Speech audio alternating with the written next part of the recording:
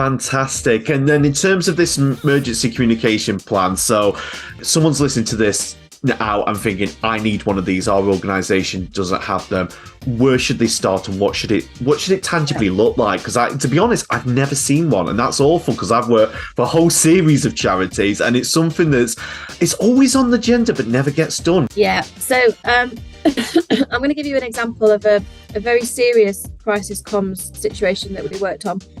And I'll name the organisation because it was a long time ago, and they no longer exist as a consequence of this crisis comms. So back in 2015, you might remember the telephone fundraising scandal when two Daily Mail reporters went undercover in GoGen, the telephone fundraising agency. So they didn't have a crisis comms plan in place, and they tried. When they realised that the Daily Mail was going to write this story, they tried just sending threatening letters to the office saying that we'll sue you for writing about us.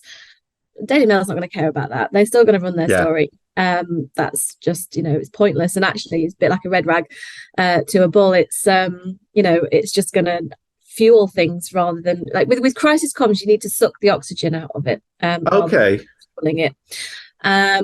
And so there was no crisis comms plan in place. There was no chain of command. There was no roles and responsibilities set out. No spokespeople had been trained up. They didn't know what to do. And the Daily Mail was, so I kind of got parachuted in like 2-3 days into all of this media coverage, by which point, the horse had bolted. It was everywhere. It wasn't just on the Daily Mail. It was on mainstream television. It was on breakfast news. It was all over the place, which is too late. You can't deal with a crisis at that stage. And the Daily Mail was sending questions in, like maybe 20 questions in an email, like every half an hour, every hour. There was just this constant barrage of questions from the Daily Mail and then from other journalists. Oh, we need to know, so was this person working for you at this particular point in time? Did they receive this training? What did that training involve?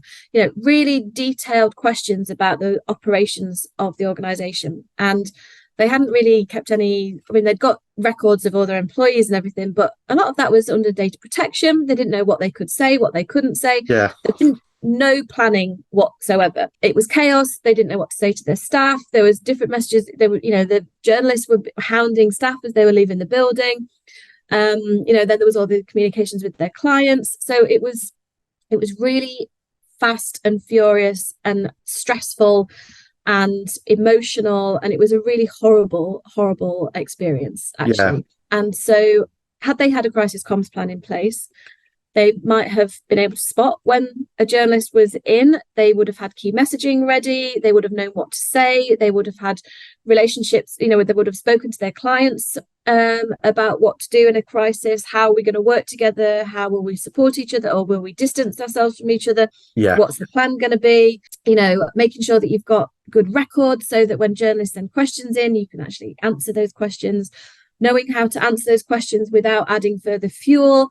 Without kind of giving journalists cause to go, oh, what do you mean by that? Oh, so you did do that, right? Let's delve into that issue a little bit more. Just knowing how to respond to questions. Also, there's a thing around, how do you respond to criticism in a way that is respectful and has got the right tone, isn't going to land you in the proverbial with the lawyers, so knowing, we call it the 3 C's. So compassion for who's been affected, control, showing that you've got control of the situation, and then change. What is it that you've learned? What is it that you're going to do differently? And if you can kind of think about those 3 C's in your messaging, that can be a really good place to start. But a lot of what you've just described actually sounds like what should be in a healthy organisation anyway. So, and I suppose this is, again, like we see this in fundraising. Sometimes the things we're saying to clients to do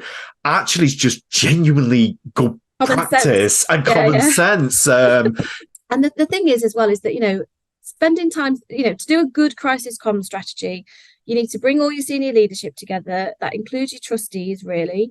You need your SLT there. You need your comms people there, your fundraising people there, programs people. Like it's got to be an organizational activity, thinking about what do we do, because everybody's got a role to play in it. And so you can't develop these things in isolation. And if you do, then people aren't going to buy into it. They're not going to know what their roles are. They're not going to know what to say and what to do. So it can be quite time and resource intensive to do. But once you've done it, it's done. And then it's there. And you just need to make sure you revisit it just to make sure it's still up to date and that everybody knows what they're doing. And it's just things like, so, a journalist phones you at 5 o'clock on a Friday.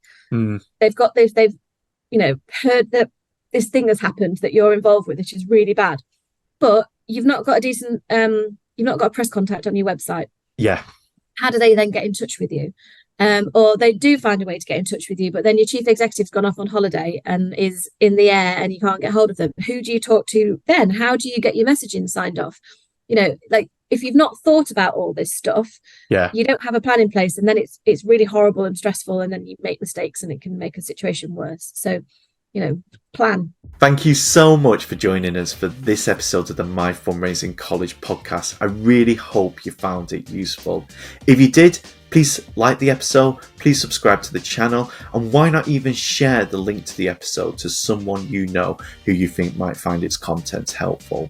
If you need any support with your fundraising, please contact us at chelperkins.com. We can help you with anything from grant fundraising to direct mail to event management. So reach out to us and our team will be glad to speak to you about your fundraising needs.